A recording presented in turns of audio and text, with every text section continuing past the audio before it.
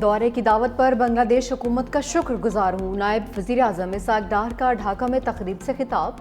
کہا کہ دونوں ممالک کے اقوام کی مذہبی اور سماجی روایات مشترکہ ہیں، عوام کے درمیان انتہائی برادرانہ جذبات پائے جاتے ہیں۔ بنگلہ دیش میں تمام شراکت داروں کے ساتھ روابط کے خواہاں ہیں۔ موسمیاتی تبدیلی، سلامتی کے خطرات سمیت مختلف چیلنجز درپیش ہیں۔ بنگلہ دیش کا سارک میں اہم کردار ہے۔ نائب وزیر اعظم اسحاق ڈار سے بنگلہ دیش نیشنلسٹ پارٹی کے وفد کی ملاقات بھی ہوئی۔ رہنماؤں کا دو طرفہ تعلقات کی مضبوطی کا اعادہ، سارک کی اہمیت سمیت علاقائی تعاون پر بھی بات چیت۔ اسحاق ڈار سے جماعت اسلامی بنگلہ دیش کا وفد بھی ملا۔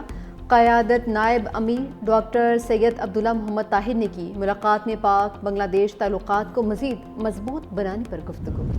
ماتلی ضلع بدین میں ایک بے گناہ شہری کا قتل ہوا۔ 8 جولائی کو 4 ملزمان عمیر اصغر، سجاد، عبید اور شکیل کو گرفتار کیا۔ تفتیش کے دوران ان کے راز سے لنکیجز ثابت ہوئے۔ یہ ثابت ہوا کہ اس ساری کارروائی کا ماسٹر مائنڈ ایک خلیجی ریاست میں رہائش پذیر بھارتی خفیہ ایجنسی کا ایجنٹ اور ہینڈلر سنجیو کمار عرف فوجی یہ ملوث تھا۔ کراچی میں بدنام زمانہ بھارتی خفیہ ایجنسی را کا نیٹ ورک پکڑا گیا۔ ایڈیشنل آئی جی سی ٹی ڈی آزاد خان نے میڈیا کو بتایا کہ بدین کے رہائشی عبدالرحمان کے قتل کی تفتیش سے بھارتی نیٹ ورک کا سراغ ملا۔ سی ٹی ڈی سندھ اور وفاقی حساس اداروں نے مشترکہ کارروائی کی۔ 8 جولائی کو را کے 6 کارندوں کو گرفتار کیا گیا۔ را نیٹ ورک کا ماسٹر مائنڈ سنجیو کمار اور فوجی ہے جو ایک خلیجی ملک میں مقیم ہے۔ ایڈیشنل آئی جی نے بتایا کہ را نے علیحدگی پسند تنظیم کو سہولت کاری کے لیے استعمال کیا۔ ملزموں کی ٹریول ہسٹری بھی حاصل کر لی گئی۔ مقتول عبدالرحمان کا کسی سیاسی یا مذہبی جماعت سے کوئی تعلق نہیں، وہ زمیندار تھا اور بے گناہ نشانہ بنایا گیا۔ ٹرمپ کا ٹیرف کاٹ شنکر آؤٹ آف کنٹرول۔ بھارتی وزیر خارجہ نے امریکی صدر کو منہ پھٹ قرار دے دیا۔ کہا کہ ٹرمپ سوشل میڈیا پر عالمی رہنماؤں کو مخاطب اور تجارتی معاہدوں پر تنقید کرتے ہیں۔ سخت بیانات عالمی سیاست میں ہلچل مچاتے ہیں۔ کوئی ایسا امریکی صدر نہیں دیکھا جس نے خارجہ پالیسی کو عوامی انداز میں چلایا ہو۔ اگر کسی ملک کو بھارت سے ریفائنڈ تیل یا دوسری مصنوعات خریدنے میں مسئلہ ہے تو وہ نہ خریدے۔ جے شنکر کا پاک بھارت جنگ میں امریکی کالز کا اعتراف۔ پاکستان کے ساتھ تعلقات میں امریکی ثالثی قبول کرنے سے انکار۔ کہا کسی بھی مسئلے میں تیسری پارٹی کی ثالثی قبول نہیں ہے۔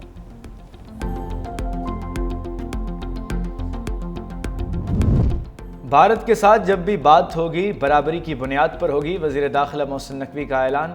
کہا ایسا نہیں ہو سکتا کہ ہم کسی سے برابری کی بھیک مانگیں اور وہ وقت گزر گیا ہے۔ مزید بولے کسی کو ٹیم میں شامل کرنے اور نکالنے میں میرا کوئی کردار نہیں۔ سلیکشن کا فیصلہ ایڈوائزری اور سلیکشن کمیٹی کرتی ہے۔ توقع ہے کھلاڑی ایشیا کپ میں اچھی پرفارمنس دکھائیں گے۔ قومی ٹیم بھارت کے خلاف بھی بہترین کھیل پیش کرے گی۔ گزارش ہے ٹیم پر غیر ضروری تنقید سے گریز کریں۔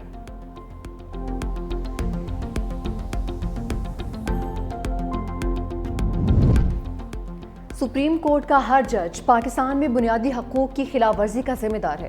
بلوچستان کی بچیاں خواتین سڑکوں پر رول رہی ہیں، ہمیں شرم آنی چاہیے۔ سپریم کورٹ کے جسٹس اطہر مین اللہ کا ڈیفنس آف ہیومن رائٹس کی تقریب سے خطاب۔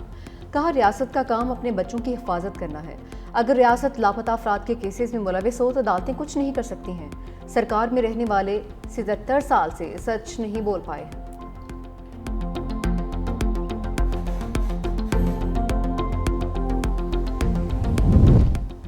علیمہ خان کے بیٹے قانون کی گرفت میں 9 مقدمات میں دوسرا بیٹا بھی 5 روزہ ریمانڈ پر پولیس کے حوالے۔ گرفتار شیرشاہ لاہور کے انسداد دہشت گردی عدالت میں پیش۔ دوران سماعت جج نے میڈیا نمائندوں کو عدالت سے نکال دیا۔ کہا آئندہ کوئی میڈیا پرسن موبائل لے کر عدالت میں نہ آئے۔ شہریز عظیم پہلے ہی 8 روزہ جسمانی ریمانڈ پر ہے۔ ذرائع کے مطابق شہریز اور شیرشاہ جناح ہاؤس حملے میں ملوث ہیں۔ شواہد پر گرفتار کیا۔ جناح ہاؤس حملے کے وقت شیرشاہ سزا یافتہ حسان نیازی کے ساتھ موجود تھا۔ شیرشاہ پہلے روپوش اور بعد میں لندن فرار ہو گیا۔ پاکستان واپسی پر پولیس نے 22 اگست کو گرفتار کیا۔ دوسرے ملزم شہریز خان کو بھی جناح ہاؤس حملے اور منصوبہ بندی کیس میں گرفتار کیا گیا۔ دونوں بھائی پاکستان کے خلاف ڈیجیٹل میڈیا سیل چلا رہے تھے۔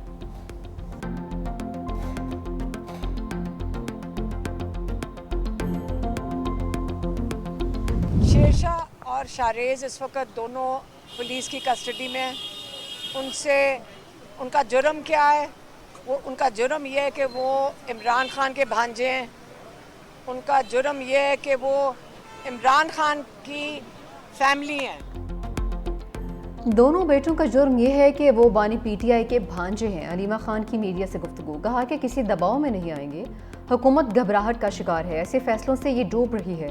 حکومت اس طرح کی کارروائیوں سے فیملی پر دباؤ ڈالنا چاہتی ہے تاکہ بانی پی ٹی آئی کو مزید دبایا جا سکے۔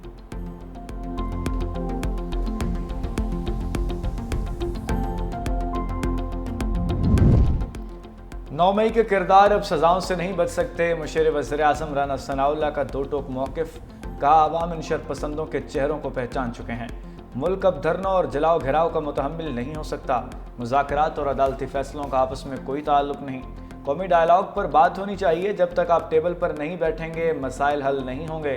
حکومت 27ویں ترمیم اور نئے صوبوں کے قیام میں مکمل طور پر غیر سنجیدہ ہے، جب کوئی خبر نہیں ہوتی تو آئینی ترمیم اور صوبوں کے شوشے چھوڑے جاتے ہیں۔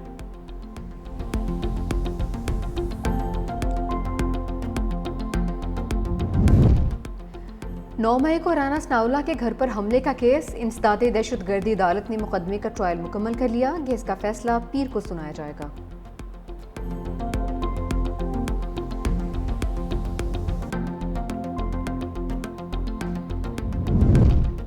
پیپلز پارٹی اور نون لیگ کا قومی اور صوبائی ضمنی انتخابات مل کر لڑنے کا اعلان، راجہ پرویز اشرف کہتے ہیں ضمنی انتخابات میں دونوں جماعتوں نے مل کر حصہ لینے کا فیصلہ کیا ہے، ضمنی الیکشن میں طے شدہ فارمولے کے تحت حصہ لیں گے، خوش اسلوبی کے ساتھ معاملات کو حتمی شکل دے دی گئی، حنیف عباسی بولے ہم میں اتحادی ہیں، دونوں پارٹیوں کی لیڈرشپ دانشمندانہ فیصلے کرتی ہے، ضمنی انتخابات میں ایک دوسرے کے امیدواروں کو سپورٹ کریں گے۔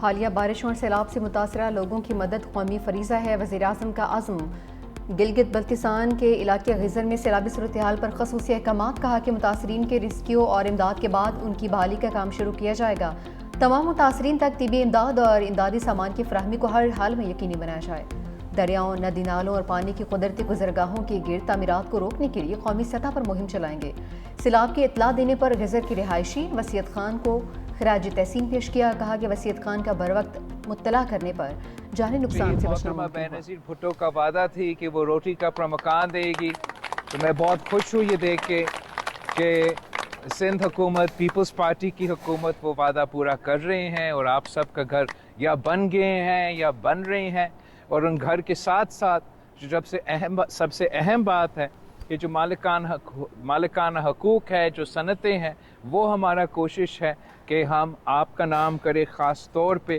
ان گھر کی خواتین کا نام کریں۔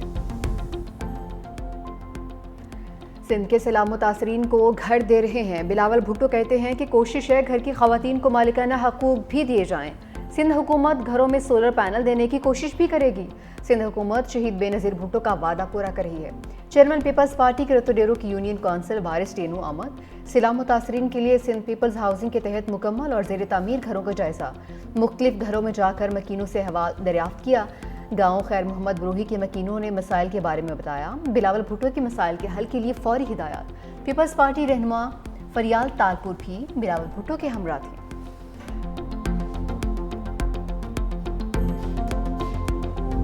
غزر میں گلیشیئر پھٹنے سے متاثرہ گاؤں میں تباہی کے مناظر، گاؤں تاللاس کے مکین خیمہ بستی میں منتقل، وزیر اعلیٰ گلگت بلتستان کا متاثرہ علاقے کا دورہ، امدادی کارروائیوں کو جائزہ لیا، متاثرین سے بھی ملے، پانی اور بجلی، رابطہ سڑکیں ہنگامی بنیادوں پر بحال کرنے کی ہدایت، وفاق سے مدد مانگ لی، بر وقت اطلاع دے کر انسانی جانیں بچانے والے چرواہے کو نقد انعام اور سرٹیفکیٹس دینے کی ہدایت، غزر دائن میں امدادی کام کرنے والے نوجوان کو بھی انعام سے نوازا گیا، ضلع شگر میں شاہراہ کیٹو کی مسلسل بندش، نواحی گاؤں برالدو کے سینکڑوں افراد کئی روز سے محصور، خوراک اور ادویات کی بنیادی سہولیات بھی نایاب۔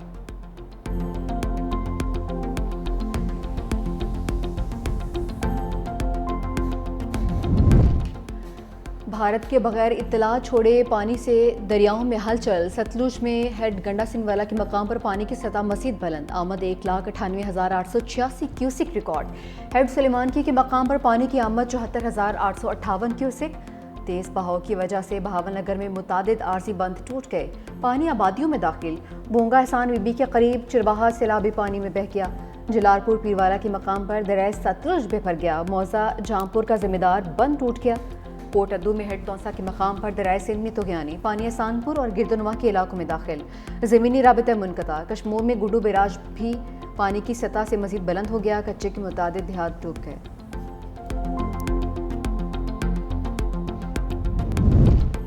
शहर कायद में बादलों की गरज बरस, न्यू कराची, सुरजानी, नॉर्थ नाजिमाबाद, लियाकताबाद और यूनिवर्सिटी रोड पर हल्की हल्की बारिश। गुजरात में तेज़ बारिश से नशेबी इलाकों में पानी जमा। सियालकोट और लाला मूसा में बारिश। NDMA की 30 अगस्त तक शदीद बारिशों की पेशगोई। मुल्क भर में सैलाबी सूरत हाल का अलर्ट जारी। पंजाब, खैबर पख्तूनख्वा, गिलगित बल्तिस्तान, आज़ाद कश्मीर में तूफ़ानी बारिशें मुतवक्के। नशेबी इलाकों में सैलाब और पहाड़ी इलाकों में लैंडस्लाइडिंग का खतरा बढ़ गया।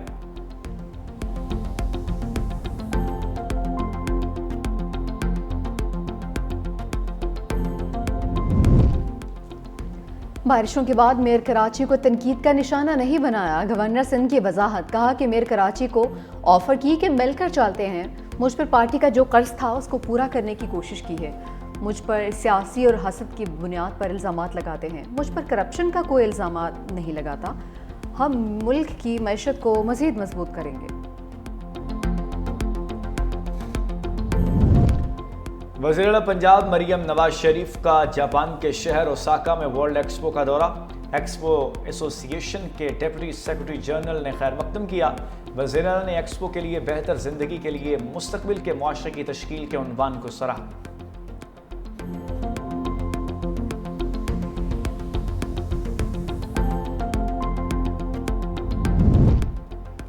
मार्के हक़ के बाद अब मार्के मैशत की बारी है। ताजी रहनुमा असम तनवीर का फैसलाबाद में तकरीब से खिताब, कहा दुश्मन की गलत हरकत पर पाक अफवाज ने सबक सिखा दिया।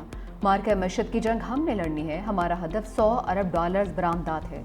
गुर्बत और महंगाई पर काबू पाना हमारा हदफ है।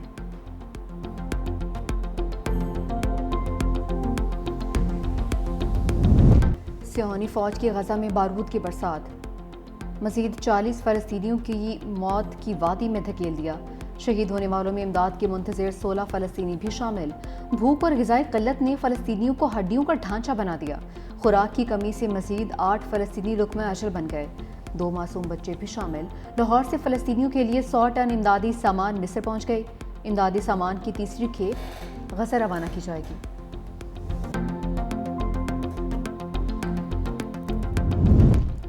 फ़लस्तीन में अमन कोशिशों को नाकाम बनाने की मुनज़्ज़म साजिश बेनकाब, साबिक़ तर्जुमान अमरीकी महकमा ख़ारजा मैथ्यू मिलर ने हकीकत बता दी। कहा बाइडन इंतज़ामिया ने इसराइल की जानिब से जंगबंदी रोड मैप फराहम किए जाने का झूठा ऐलान करके दुनिया को गुमराह किया। हमास मुस्तकिल जंगबंदी चाहता था लेकिन इसराइल ने इनकार किया। असल रुकावट इसराइली वज़ीर आज़म नेतन्याहू और उनकी शराइत थी।